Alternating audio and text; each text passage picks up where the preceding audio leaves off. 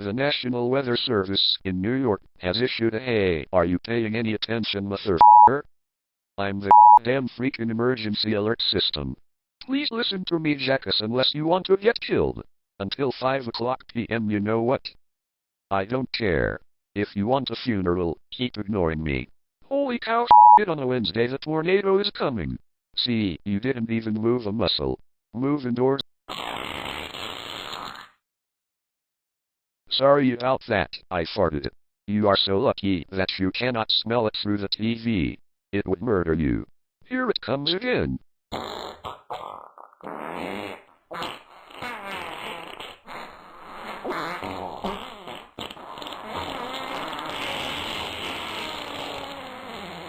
Take cover now. Alright, you're still not paying any attention, so I'll say whatever the f*** I want. You're a piece of dog shit. I can't freaking stand you. You smell bad. You're extremely gay. I did yo mama. You're a fat ass. You're too much of a to hit the TV. That's sad, man. The tornado killed you, but I will continue anyway. Get under a workbench or other piece of sturdy furniture.